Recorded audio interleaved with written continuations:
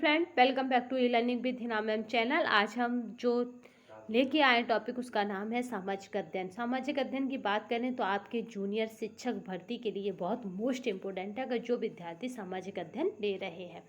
आपको बता दें कि यहाँ पे 2 पार्टों में आपका पेपर होगा। फर्स्ट में 50 क्वेश्चन है, वो कंपलसरी होंगे, चाहे वो आपका जूनियर शिक्षक हो या फिर आपका प्रिंसिपल का पद हो या फिर असिस्टेंट टीचर हो। ठीक है, तो उन दोनों में ही 50 क्वेश्चन कॉमन है, कंपलसरी हैं। और ये 50 क्वेश्चन ऐसे होंगे जो आपके सामाजिक अध्ययन से रिलेटेड होंगे। तो यहाँ पे आपको क्या करना है कि जो सामाजिक अध्ययन वाले विद्यार्थी हैं उन्हें बेनिफिट होगा क्योंकि वो फर्स्ट पेपर और सेकंड पेपर दोनों में ही सेम सिलेबस को कवर करेंगे। तो यहाँ पे उन्हें क्या होगा कि तैयारी में फ़ायदा भी रहेगा। चलिए हम स्टार्ट करते हैं अपना सेकंड यूनिट। हमारी सेकंड यूनिट सामाजिक अध्ययन की, यहाँ पे आपको यूनिट वाइज कराया जाएगा। आपकी 34 यूनिट हैं जूनियर शिक्षक भर्ती के सिलेबस में। 34 यूनिटों को यहाँ पे कवर कराया जाएगा unit by unit. MCQ type question के साथ आप हमें कमेंट बॉक्स में बताएं कि कुछ इनका जो परीक्षा उपयोगी महत्वपूर्ण तथ्य होते हैं या स्मरणीय तथ्य होते हैं उस टॉपिक से रिलेटेड ऐसा भी कुछ वीडियो में डालें या फिर एमसीक्यू टाइप क्वेश्चन से ही हो जाएगा। तो आप हमें बता सकते हैं कमेंट बॉक्स में, क्योंकि हमारा डालने का मन है तो हम एक वीडियो ऐसी भी डाला करेंगे जैसे इसकी सेकंड यूनिट है तो उससे रिलेटेड और जो फैक्ट होते हैं या तथ्य होते हैं जो परीक्षा की दृष्टि से इम्पोर्टेंट होते हैं उस पर भी एक वीडियो डाल दिया करेंगे। तो चलिए हम शुरू करते हैं, अपने टॉपिक की तरफ चलते हैं। उससे पहले आज का मोटिवेशन कोच जो आपको ऊर्जावान रखेगा तथा औरों से अलग तथा औरों से अधिक मेहनत कराने के लिए आपको अग्रसर करेगा। सिंह बनिए, सिंहासन की चिंता ना करें क्योंकि आप जहाँ होंगे सिंहासन वहाँ होगा। तो माना इसमें कट ऑफ अधिक जाएगी सामाजिक अध्ययन में, पर आपको यहाँ फ़ायदा होगा कि 85 क्वेश्चन आपको जीएस के उसमें मिलेंगे जो सामाजिक अध्ययन से जुड़े होंगे और इधर 100 क्वेश्चन यानी आपका 150 नंबर का पेपर होगा। तो यानी आपका क्या होगा कि सामान्य अध्ययन में यानी जो कंपलसरी पार्ट है वो आपकी मेरिट के लिए काफ़ी अहम होगा। जिन विद्यार्थियों का फर्स्ट पेपर अच्छा जाएगा उनकी मेरिट अमूमन अच्छी बन जाएगी। तो चलिए यहाँ पर शुरुआत करते हैं। हमारा सेकंड यूनिट का क्या नाम है पहले ये देख लेते हैं। आप देख ही पा रहे होंगे स्क्रीन पे सेकंड यूनिट यानी 02 और इसका नाम है हमारा पाषाण कालीन संस्कृति, ताम्रपाषाणिक और संस्कृति और वैदिक संस्कृति। ठीक है, हम इसमें 3 संस्कृतियों को पढ़ेंगे, पाषाणकालीन संस्कृति को पढ़ेंगे, ताम्रपाषाणकालीन पढ़ेंगे और आपकी वैदिक संस्कृति को पढ़ेंगे। ठीक है, ये आपके सिलेबस की सेकंड यूनिट है। फर्स्ट यूनिट हमने करा दी थी, इतिहास जानने की स्रोत थी। चलिए सेकंड यूनिट पे हम देखते हैं। इसी पर आपके क्या है मोस्ट इम्पोर्टेंट 1 लाइनर क्वेश्चनों की पीडीएफ आपको प्रोवाइड कराएंगे और उसी पर ही वीडियोस भी आपको देंगे। तो चलिए हम शुरू करते हैं अपने क्वेश्चनों को। काफ़ी इम्पोर्टेंट क्वेश्चन है इसमें। पहला क्वेश्चन है कि हम यह आज कैसे जानते हैं कि पूरा पाषाण युग में भारत में क्या थे, शुतुरमुर्ग होते थे। तो यानी ये कैसे पता कर सकते हैं कि पहले हमारे यहाँ शुतुरमुर्ग थे। तो वो सब हमें कैसे पता पड़ता है जब हमें अवशेष मिलते हैं यानी हमें क्या मिलता हो, प्रूफ मिलता हो। तो महाराष्ट्र के पटने पुरा स्थल में क्या है, शुतुरमुर्ग के अंडों के अवशेष मिले हैं। इसी से हमें पता पड़ा कि यहाँ पे शुतुरमुर्ग मिलते हैं। नेक्स्ट चलते हैं। आपका है मानव इतिहास में निम्नलिखित में से कौन सी अवधि या काल सबसे लंबी है। तो वो हमारी है पुरा पाषाण काल, ये सबसे लंबी अवधि या काल कहा जाता है। नेक्स्ट चलते हैं। दिए गए खतरों में ए और बी को पढ़िए और सही उत्तर का चयन कीजिए। पहला ए कह रहा है मेहरगढ़ पाकिस्तान के आपका है बोलन दरे के पास एक उपजाऊ मैदान में स्थित है। यहाँ खेती और पशुपालन के साक्ष्य पाए जाते हैं। तो जो आपका राइट आंसर रहेगा वो हमारा है यहाँ पे ए और बी दोनों सत्य हैं। यानी ये बात ऊपर कथनों में कही जा रही है वो दोनों ही सत्य है। नेक्स्ट चलते हैं। निम्नलिखित में से कौन सा स्थल आपका है प्रागैतिहासिक चित्रकला के लिए प्रसिद्ध है। तो आपका जो राइट आंसर रहेगा वो हमारा है भीमबेटका। आपको पता है इतिहास को जानने का ये प्राचीनतम साधन भी है भीमबेटका, हमने इतिहास जानने में पढ़ी थी। नेक्स्ट देखते हैं। महापाषाणों के विषय में निम्नलिखित कथनों में से कौन सा कथन सही है। तो यहाँ पे हमें बताना है कि उपयुक्त कथन कौन सा सही है। तो इनका उपयोग दफन करने की जगहों को चिन्हित करने के लिए किया जाता था। सही कथन पूछा रहा है तो सही कथन आपका ए है। नेक्स्ट चलते हैं। क्योंकि यहाँ पे क्या था कि संस्कृति का उदय हुआ और क्या हुआ कि यहाँ पे पत्थरों की कब्रों को महापाषाण काल कहा जाता था। नेक्स्ट चलते हैं। निम्नलिखित में से कौन सा पूरा पाषाण स्थल है? तो आपका जो राइट आंसर है इसमें वो हमारा है भीमबेटका। यही पूरा पाषाण काल स्थल है। नेक्स्ट चलते हैं। काफ़ी इम्पोर्टेंट क्वेश्चन है, तो देखिए 7 क्वेश्चन। यहाँ पे क्या है, आपको पेयर्स मिलाने हैं, स्थान का नाम है और वर्तमान राज्य है। तो यानी अभी वो स्थान कहाँ पर है ये आपको बताना है। तो आपका चिरांद की बात की जाए तो चिरांद अभी कहाँ पे है? बिहार में है। आपका कोल्डी हवा की बात की जाए तो ये हमारा कहाँ है? उत्तर प्रदेश में है। बुर्ज होम की बात की जाए तो ये हमारा कर्नाटक में है। बुर्ज होम कर्नाटक में, तो हल्लूर बचा तो ये हमारा कश्मीर में है। यहाँ पे जो बुर्ज जो आपका बुर्ज, नेक्स्ट देखिए ये दोबारा कंपेयर्स बनाते हैं। चिरांद आपका कहाँ पर है? ये है बिहार में, ठीक है। तो आपका कोल्डी हवा कहाँ पर है? उत्तर प्रदेश में, ठीक है। आपका है बुर्ज होम। बुर्ज होम की अगर बात करें तो ये होता है हमारा कश्मीर में और हल्लूर होता है हमारा आपका कर्नाटक में। तो इस तरह से हमारा पेयर्स बना। तो ए का क्या है हमारा? ए का 4th और आपका बी का क्या था हमारा? बी का है 2, सही है। और सी का हमारा 1 बिल्कुल सही है। कश्मीर में है बुर्ज होम और ये यानी हमारा जो राइट आंसर रहेगा वो हमारा है सी। नेक्स्ट चलते हैं। नेक्स्ट देखिए, निम्नलिखित में से कौन सा आखेटक खाद्य संग्राहक के एक स्थान से दूसरे स्थान की ओर घूमते रहने का कारण नहीं था? तो वो हमारा क्या नहीं था? तो वो था संसाधनों के लिए अन्य आखेटक खाद्य संग्राहक समूहों से संघर्ष करना, ठीक है। ये चीज़ पहले नहीं थी, सब अपना अपना खाद्य जुटाते थे। मनुष्य के कुछ क्षेत्रों में लगभग 8000 वर्ष पहले गांव में रहना आरंभ किया था। निम्नलिखित में से वे क्षेत्र कौन से हैं? तो यहाँ पे उन क्षेत्रों को पूछा जा रहा है। तो वो हमारे जो क्षेत्र रहते हैं वो हमारा यहाँ पे जो राइट आंसर है वो हमारा सुलेमान तथा आपका है किरथर पहाड़िया। नेक्स्ट चलते हैं। मध्य प्रदेश में स्थित भीमबेटका एक ... पूरा स्थल है। तो हमारा कौन सा पूरा स्थल है? तो वो हमारा है पूरा पाषाणिक स्थल, ठीक है। नेक्स्ट चलते हैं। भारत की प्राचीनतम नवपाषाणिक बस्ती है। तो प्राचीनतम पूछिए और नवपाषाणिक पूछिए तो वो हमारी है मेहरगढ़। ये प्राचीनतम भी है तथा नवपाषाणिक बस्ती भी है। आपका है पूरा पाषाण युग की अवधि होती है तो हमारी कितनी होती है पूरा पाषाण काल की अवधि? तो यहाँ पे आप कमेंट बॉक्स में बता सकते हैं। तो वो हमारी है 2 से 1, यानी आपका यहाँ पे 20 लाख से लेकर आपके 10,000 ईसा पूर्व। चलिए नेक्स्ट चलते हैं। इतिहास कब प्रारंभ हुआ? तो इतिहास कब प्रारंभ हुआ ये पूछा जा रहा है। तो जब लिखित स्रोत उपलब्ध होने लगे तभी से इतिहास प्रारंभ हो गया, क्योंकि लिखी हुई बातों को पढ़ने वाला चाहिए तो पढ़ने वाला होगा तो अपने आप इतिहास फैल जाएगा। इतिहास के संदर्भ में सही कार्यक्रम है। तो कौन सा सही कार्यक्रम है ये पूछा जा रहा है इतिहास के सब। नेक्स्ट देखते हैं कि कौन सा कार्यक्रम इसमें क्या है उपयुक्त है, यानी कौन सा सही है। तो हमारा राइट आंसर है वो हमारा सी, यानी आपका पॉलियोलिथिक, माइकोलिथिक और नियोलिथिक और आपका मेगालिथिक, ये यहाँ पे बिल्कुल सही और सुमेलित है। नेक्स्ट चलते हैं।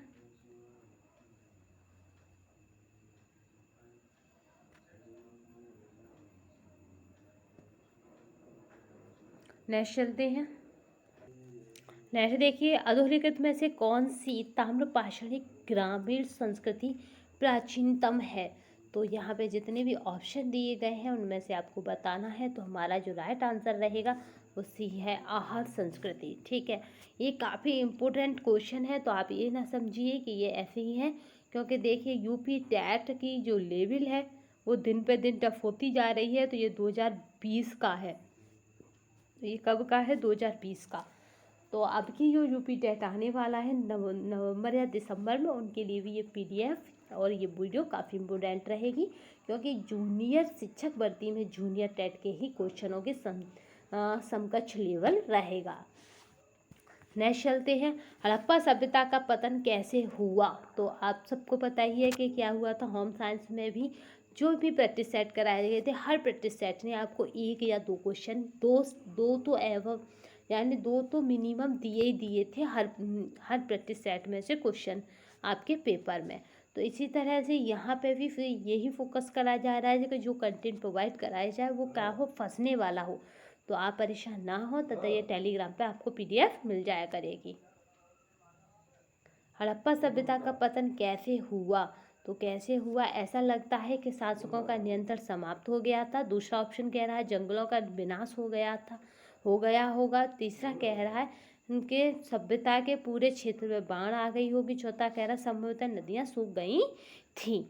तो आपका राइट आंसर जो रहेगा कि कैसे विकास हुआ, तो यानी संभवतः नदियाँ सूख गई थी। बी कह रहा है जंगलों का विनाश हो गया था। तो यानी राइट आंसर जो रहेगा इसमें वो रहेगा ए।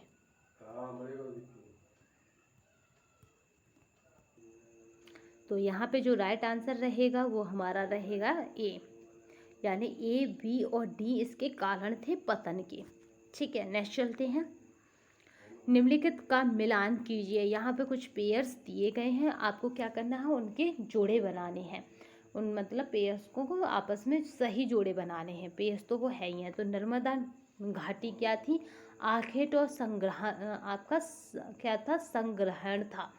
यहाँ पे तो आपका ये हो जाएगा एक का बी। दूसरा देखिए बज्जी, अगर बज्जी की बात करें तो बज्जी क्या थी, आरंभिक गणतंत्र था।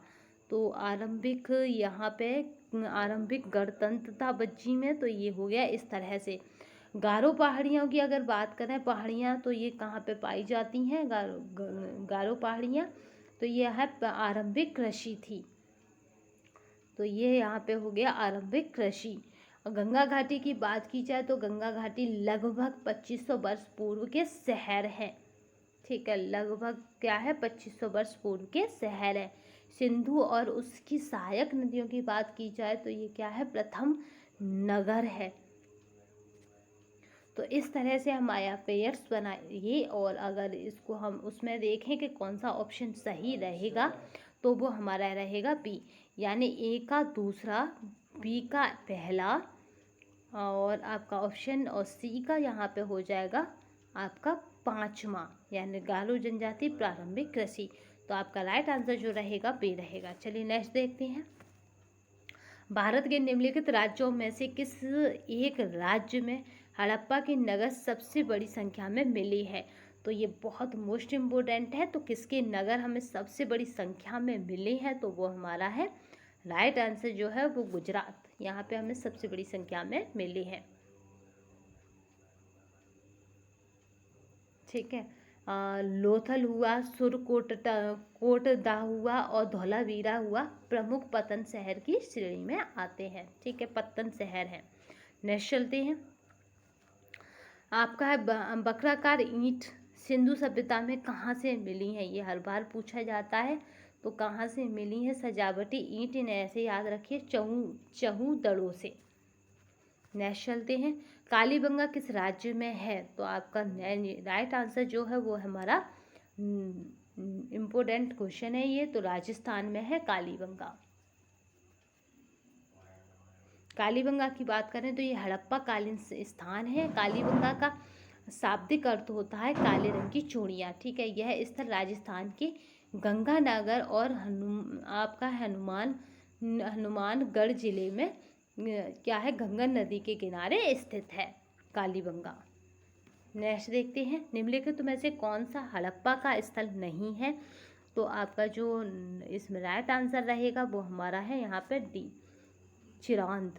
ये हड़प्पा का स्थल नहीं है। नेक्स्ट चलते हैं। किस स्थान पर मृतक को प्राय उत्तर की ओर सिर करके दफनाया जाता था। तो वो हमारा जो स्थान है वो हमारा है इनाम गांव। इनाम गांव में क्या होता था, मृतक को उत्तर की ओर सिर करके दफनाया जाता था। इनाम गांव की बात करें तो ये कहाँ पर है, आपका ताम्रपाषाण स्थल है इनाम गांव, जो महाराष्ट्र राज्य में स्थित है, याद रखिएगा। पूछा जा सकता है कि इनाम गांव कहाँ पर है अभी प्रेजेंट टाइम में, तो ये महाराष्ट्र राज्य में स्थित है। नेक्स्ट चलते हैं, आपका है आपका एम्फोरा एक डॉट डॉट था।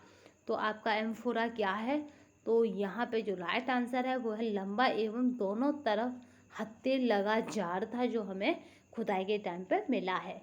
ठीक है, दोनों तरफ ये क्या है, लंबा है, ये लंबा है और दोनों तरफ क्या है, इसमें इस तरह से हत्थे लग रहे हैं, पकड़ने के जो हत्थे होते हैं, तो ये एक हत्थे लगा जार है। नेक्स्ट चलते हैं, रोमन साम्राज्य में काली मिर्च की कितनी मांग थी कि इसे डॉट डॉट नाम से बुलाते थे, तो इसको काला सोना कहते थे, याद रखना, रोमन साम्राज्य में, क्योंकि इसकी क्या थी, इसकी खपत यानी इसकी मांग ज़्यादा थी, इसे लोग ज़्यादा प्रिय मतलब खाने में ज़्यादा लेते थे, इसी कारण इसको रोमन या यमन लोगों द्वारा इसके अधिक प्रयोग हो जाने के कारण इसे यमन प्रिय भी कहा जाता है। ये याद रखने वाली चीज़ है, और इम्पोर्टेंट से ही क्या कहते हैं, यमन प्रिय।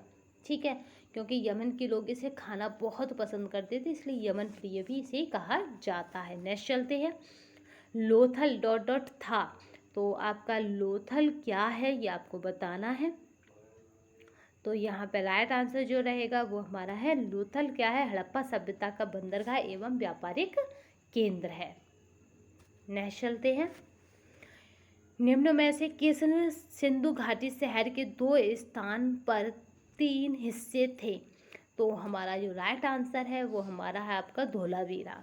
ठीक है, मोस्ट इम्पोर्टेंट है, क्योंकि घाटी शहर के 2 स्थान पर 3 हिस्से थे, तो वो धोलावीरा है। इस 3 हिस्से कैसे हैं इसे तो देख लेते हैं। धोलावीरा शहर की 3 भागों यानी दुर्ग, मध्य और निचला नगर इनमें विभक्त था। यह शहर गुजरात राज्य में स्थित है, ये भी याद रखना। धोलावीरा कहाँ पे है, गुजरात में। निम्न में से कौन सा सिंधु समाज का सबसे मानवीकृत उत्पाद था, तो यहाँ पे जो राइट आंसर रहेगा वो रहेगा ईंटें। ईंटें क्या है, मानवीकृत उत्पाद है। इसकी लंबाई, चौड़ाई और मोटाई का अनुपात क्या है, आप याद रखिएगा, 4:2:1 यानी 4:2:1 या 1:2:4, इस तरह से आप याद रखिएगा। नेक्स्ट चलते हैं, निम्न में से कौन सी सभ्यता हड़प्पा सभ्यता की समकालीन थी, तो यहाँ पे जो राइट आंसर रहेगा वो हमारी मिस्र सभ्यता, इसको हड़प्पा सभ्यता की समकालीन कहा जाता है। यानी जब हड़प्पा विकसित हो रही थी तभी ये मिस्र सभ्यता भी विकसित हो रही थी। समकालीन का मतलब होता उसी काल के अंदर, जैसे कोई घटना घटी 2020 में, तो कोई एक दूसरे शहर यानी ऐसे समझिए कोई इंडिया में घटी हो, कोई अमेरिका में घटी, पर क्या थी, ये समकालीन थी वो घटना, उसी समय घटित हुई। नेक्स्ट चलते हैं, सिंधु घाटी सभ्यता के किस स्थान की सर्वप्रथम खुदाई की गई, तो वो हमारा जो स्थान था वो था हड़प्पा, इसकी ही सर्वप्रथम खुदाई की गई। हड़प्पा की बात करें तो इसका क्या था, 1921 में दयाराम साहनी द्वारा स्थल की खुदाई की गई, याद रखिएगा, मोस्ट इम्पोर्टेंट। हड़प्पा सभ्यता का संबंध किस विदेशी सभ्यता से था, तो वो हमारा विदेशी सभ्यता से था, वो था बेबीलोनिया से। हड़प्पा सभ्यता का संबंध किस विदेशी सभ्यता से था, तो वो हमारा था बेबीलोनिया से। ये काफ़ी मोस्ट इम्पोर्टेंट क्वेश्चन है और कई बार पूछा जा चुका है। तो यहाँ पे किससे संबंध है, बेबीलोनिया सभ्यता का उदय कहाँ पे हुआ है, ये फारस में हुआ है। ठीक है, चलते हैं नेक्स्ट क्वेश्चन पे। निम्न में से किस सैंधव स्थल में अग्निकुंड के साक्ष्य मिले हैं, तो जिसमें आप लोग हवन करते हैं वही अग्निकुंड, तो वो हमारा सैंधव स्थल है कालीबंगा। यहाँ पे हमें किसके, अग्निकुंड के साक्ष्य मिले हैं। नेक्स्ट चलते हैं, किस हड़प्पा कालीन इमारत को सर जॉन मार्शन ने विश्व का अद्भुत निर्माण कहा, तो वो हमारी इमारत है आपकी बृहद स्नानागार, क्योंकि ऐसे स्नानागार आज तक अभी तक नहीं मिले हैं जिस तरह से मिले हैं। हमें स्नानागार कहाँ पे मिले गए थे? ये मोहनजोदड़ो में मिले थे। नेक्स्ट चलते हैं। निम्न में से शहरों के किस युग में अग्निकुंड मिले हैं? तो वो हमारा है कौन से इसमें से युग में है? तो वो है कालीबंगा और लोथल, इन दोनों में क्या है? अग्निकुंड मिले हैं। चावल का कृषिगत उत्पादन सर्वप्रथम कहाँ हुआ था? तो यहाँ पे जो राइट आंसर है वो हमारा है दक्षिण एशिया में। भारत में द्वितीय नगरीकरण 6वीं सदी ईसा पूर्व में हुआ था, परंतु पहला नगरीकरण लगभग कब हुआ था? तो यहाँ पे जो राइट आंसर रहेगा वो हमारा है 2500 ईसा पूर्व। नेक्स्ट चलते हैं। सिंधु घाटी सभ्यता की लिपि है, तो यहाँ पे जो हमारी लिपि रहती है वो हमारी अवचनीय, क्योंकि इसको वाचा या पढ़ा नहीं जा सका है सिंधु घाटी सभ्यता की लिपि को। ठीक है, वाचन अभी तक नहीं हो पाया इसलिए अवचनीय कहते हैं, क्योंकि यहाँ लिपि कैसी है? आपकी है वेस्ट्रोफेदोन भी कहा जाता है हड़प्पा की लिपि को।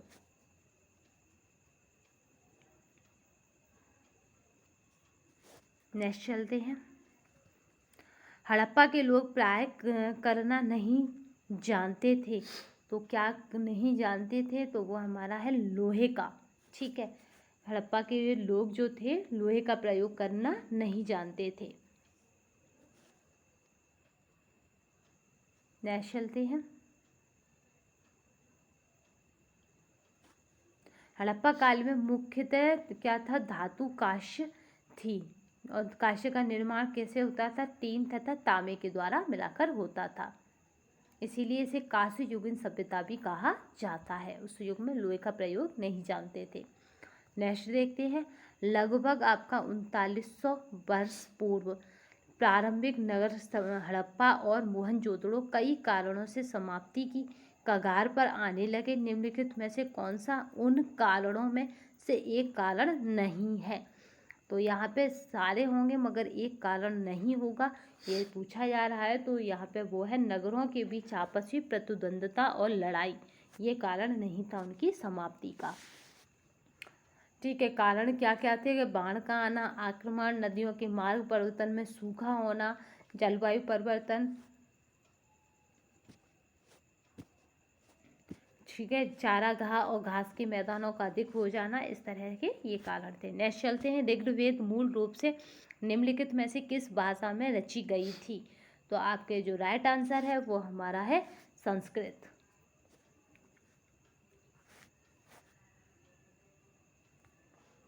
निम्नलिखित में से किस में से वस्तु विनिमय पद्धति की सही विशेषता कौन सी है?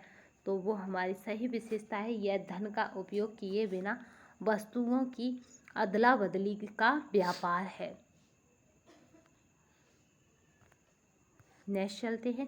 ऋग्वेद में गंगा और यमुना नदी का ... बार नाम आया है, तो कितनी बार नाम आया ये पूछा जा रहा है। तो एक बार। ठीक है, गंगा, ऋग्वेद में गंगा और यमुना नदी का। वैदिक काल में सरस्वती नदी सबसे पवित्र नदी मानी जाती थी, ये याद रखिएगा। नेक्स्ट चलते हैं।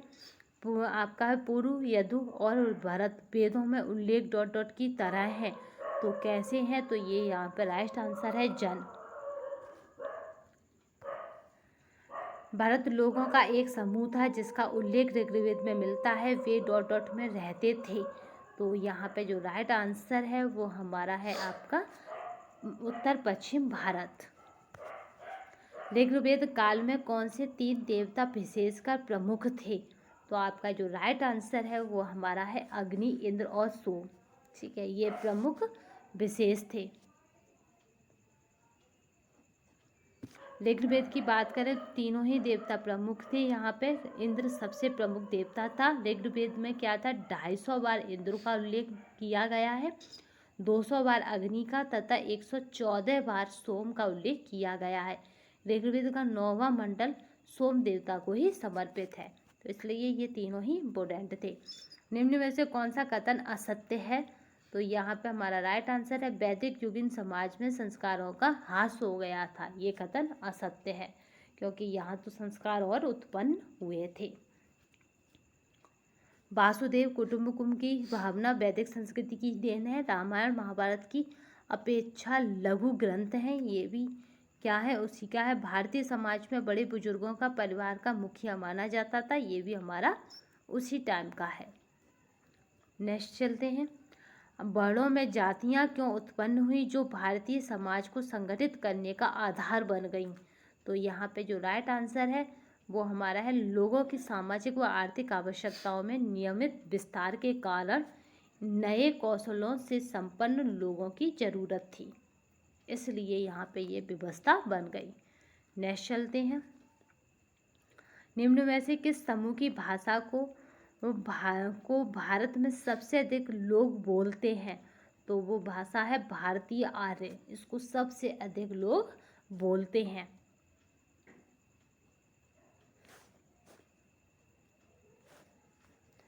तो आज हमने क्या करा है कि अपनी सेकंड यूनिट को जूनियर शिक्षक भर्ती की को पूरा किया है।